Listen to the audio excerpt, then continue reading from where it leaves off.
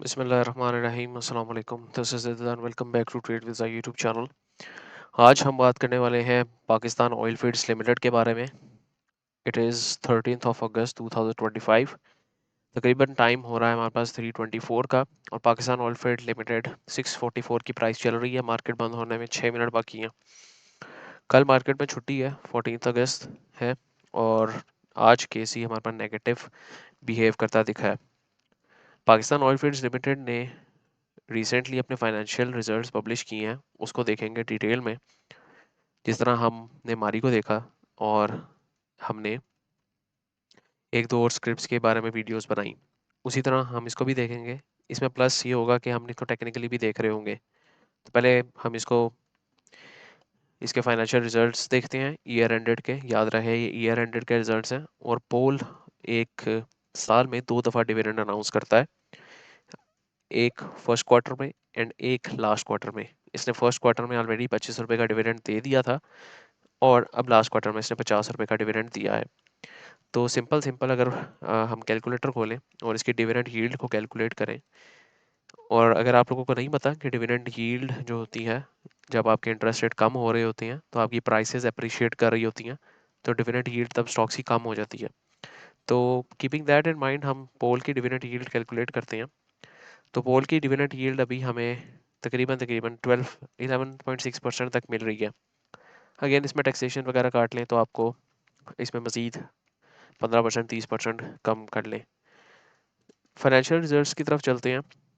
11th of अगस्त 2025 को इसने financial results publish किए थे, और कैश डिविडेंड अनाउंस किया था 50 रुपये का।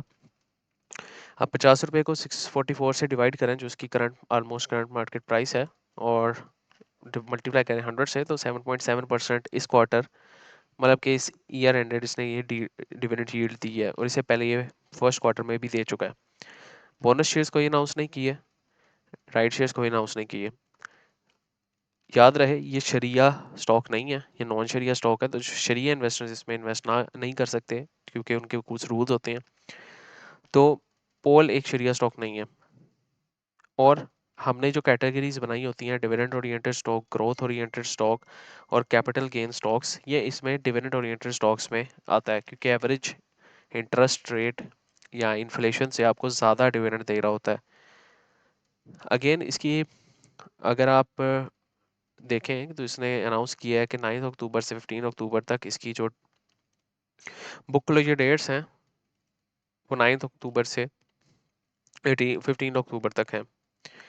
तो उसे एक पहले दिन बिजनेस डे 8 ऑफ अक्टूबर आपका रिकॉर्ड डेट बनेगी। उससे पहली एक बिजनेस डेट 7 ऑफ अक्टूबर आपकी एक्स डिविडेंड डेट बनेगी, और आप इससे पहले पहले डिविडेंड अवेल कर सकते हैं। आगे चलें तो हमारे पास इसकी स्टेटमेंट ऑफ फाइनेंशियल पोजीशन है। इसकी current liabilities, non current liabilities वगैरह यहाँ पे मेंशन है।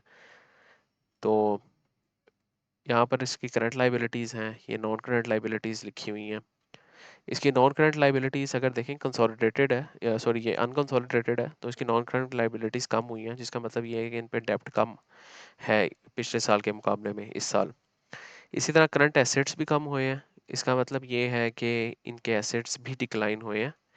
जो इनके एक्सप्लोरेशन एंड इवेल्युएशन एसेट्स थे वो कम हो गए हैं, मतलब कि इससे हमें ये पता लगता है कि जो इनकी एक्सप्लोरेशन साइट्स हैं वो कम होती जा रही हैं।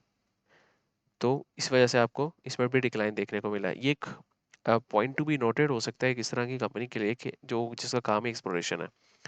तो मज़ीद इसके बारे में डिटेल हमें नोट नंबर 16 में मिलेगी, जो हमारे पास किताब आएगी। अभी नहीं आई तो हम नहीं बता सकते इसकी, लेकिन एसेट्स गिरने की मेन वजह यही हो सकती है कि आपकी एक्सप्लोरेशन एसेट्स कम हो गए हैं, मतलब आपकी लैंड्स वगैरह जहाँ पे आप एक्सप्लोर कर रहे थे वो कम हो गई हैं। उसको एज एसेट कंपनी डिक्लेयर कर रही होती है, कंसिडर कर रही होती है। आगे पीएनएल स्टेटमेंट के बारे में देखें तो सेल्स भी आपकी कम हुई हैं, जो कि हमारे इस पॉइंट को एम्फोसाइज भी कर सकती है कि एक्सप्लोरेशन कम हो रही है, सेल्स कम हो रही हैं, आपके पास माल कम है। आगे जिसकी वजह से आपकी नेट सेल्स कम निकल के आई हैं पिछले साल के मुकाबले में। फिर आपके पास ऑपरेटिंग कॉस्ट वगैरह सारे निकाल दें तो ग्रॉस प्रॉफिट भी कम निकल के आया। जाहिर है आपके पास जब टॉप लाइन्स इतनी नहीं है, टॉप लाइन्स पिछले साल से कम हुई हैं, तो आपके पास ग्रॉस सेल्स भी कम निकल के आई हैं। प्लस इन्होंने जो एक्सप्लोरेशन कॉस्ट है वो भी बढ़ गई है बहुत ज़्यादा, बल्कि 10 गुना बढ़ी है। ये भी तकरीबन हमारे इस पॉइंट को एम्फोसाइज करता है कि आपके एक्सप्लोरेशन एंड इवैल्यूएशन एसेट्स कम हो रहे हैं। जाहिर है जब कम होगी ये चीज़ें तो ही कंपनी नए एसेट्स को एक्सप्लोर कर रही होगी, नई एक्सप्लोरेशन कर रही होगी, और यहाँ पे इसकी कॉस्टिंग नज़र भी आती दिख रही है हमें। आगे अगर अदर इनकम वगैरह देख लें आप खुद ही। इसके बाद जो मेन चीज़ है वो ये है कि आपकी ईपीएस कम आई है। अगेन टॉप लाइन्स कम होने की वजह से, एक्सप्लोरेशन कॉस्ट बढ़ने की वजह से आपके पास ईपीएस आपकी कम देखने को मिली है। मज़ीद अगर आप आगे चलें और इसके कैश फ्लोज की तरफ जाएं, तो कैश फ्लोज भी हमारे पास कम देखने को मिल रहे हैं। अगेन आपकी सेल्स कम हुई है तो आपके पास कस्टमर से पैसा कम आया है। मज़ीद ऊपर हमने ये भी देखा कि आपने कंपनी की एक्सप्लोरेशन में ज़्यादा पैसा लगाया है, ज़्यादा एसेट्स को एक्सप्लोर करने में पैसा लगाया है, तो वो भी यहाँ से तकरीबन पिछले साल के मुकाबले 2 टाइम्स आउटफ्लो दिखा है, जिसकी वजह से ऑपरेटिंग जो कैश फ्लो है वो भी नेगेटिव पिछले साल से कंपेयर करें तो रहा है। इसमें दो चीज़ें बेसिकली हम देख रहे होते हैं कि क्या ये ट्रेंड पॉजिटिव है और क्या ये फिगर पॉजिटिव है। तो ये फिगर तो बिल्कुल पॉजिटिव है, लेकिन ये ट्रेंड पॉजिटिव नहीं है पिछले साल के मुकाबले में। तो इसमें से सिर्फ हमारा एक पॉइंट चेक हुआ है और दूसरा पॉइंट अनचेक हुआ है। मज़ीद आगे चलें, इन्वेस्टिंग में पॉजिटिव है, ठीक है, कंपनी अपने प्रॉपर्टीज़ प्लान्स को बेच रही है, वहाँ से पैसा निकाल रही है, कोई कैपिटल केपेक्स है, कैपिटल एक्सपेंडिचर है वो कर रही है, डिविडेंड इनकी सब्सिडरीज है वहाँ से इनको डिविडेंड आ रहा है, दिस एंड दैट। जो आखिरी मेन चीज़ होती है वो ये होती है कि cash and cash equivalents at the end of the year जो कि पॉजिटिव होनी चाहिए, और इस केस में कंपनी की cash and cash equivalent positive भी है। अगेन ये प्लस पॉइंट होता है।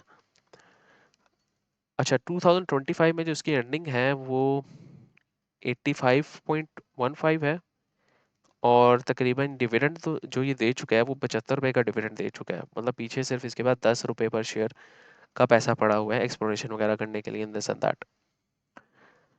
अब चलते हैं इसकी टेक्निकल्स के बारे में, और बाद में फिर हम देखेंगे कि ये लॉन्ग टर्म के लिए मुझे क्या इसमें समझ आती है। अच्छा, जब भी पोल डिविडेंड अनाउंस करता है, जाहिर है गैप डाउन, जब एक्स डेट आती है गैप डाउन ओपन होता है। तो यहाँ पे भी जब ये गैप डाउन ओपन हुआ था, इसने गैप क्रिएट किया था, एंड प्रीवियसली भी जब ये गैप डाउन ओपन हुआ था तो इसने ये गैप क्रिएट किया था, और हमेशा अगले डिविडेंड अनाउंस करने तक ये उस गैप को फिल कर देता होता है। राइट, जब इसने डिविडेंड अनाउंस किया नीचे गिरा, फिर रिबाउंड करके इसने गैप फिल कर दिया, फिर दोबारा डिविडेंड अनाउंस किया 2025 में फर्स्ट क्वार्टर में, फिर नीचे गिरा, फिर इसने अगले डिविडेंड तक ये गैप फिल कर दिया।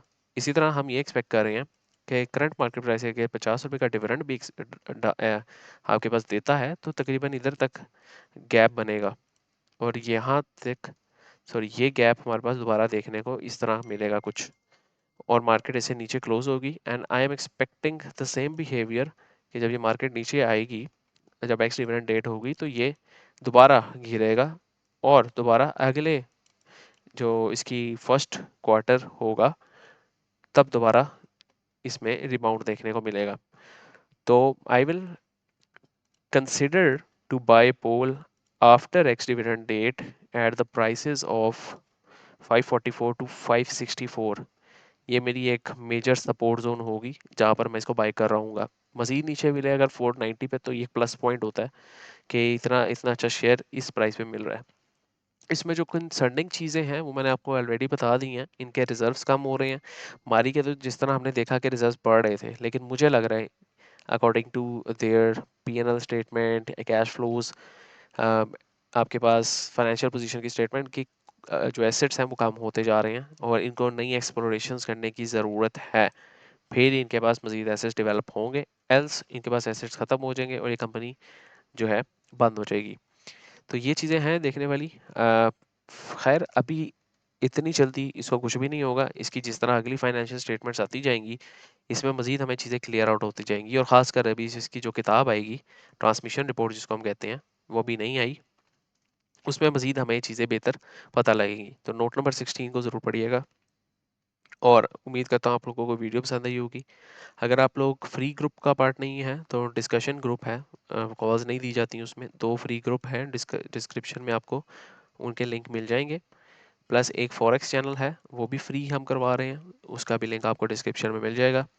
सिर्फ एक पेड सर्विस है हमारी PSX प्रीमियम की। वो PSX प्रीमियम में हम फंडामेंटल एनालिसिस लेके टेक्निकल एनालिसिस, स्विंग कॉल्स, आपके पास फॉरेक्स कॉल्स, क्रिप्टो कॉल्स, सारी बीच में ही आपके पास पूरी कम्युनिटी हमने बिल्डअप की हुई है। इसमें 75+ मेंबर्स हैं, आप इसको भी ज्वाइन करके देख सकते हैं। ये पेड है, सिर्फ एक पेड सर्विस हम प्रोवाइड कर रहे हैं, बाकी सारी सर्विस हमारी फ्री हैं, including forex discussion group etcetera. तो उम्मीद करता हूँ आपको वीडियो पसंद आई है। डिस्क्रिप्शन में अगर इसी तरह की आप वीडियो चाहते हैं, किसी और स्क्रिप्ट्स के बारे में चाहते हैं, डिस्क्रिप्शन में मेंशन करें। ये पोल भी मैंने कमेंट्स में किसी ने मेंशन किया हुआ था, तो उनकी इस कमेंट्स की वजह से मैंने ये वीडियो बनाई है। नेक्स्ट टाइम के भाई को इजाज़त दीजिए, दुआओं में याद रखें। अल्लाह हाफिज़।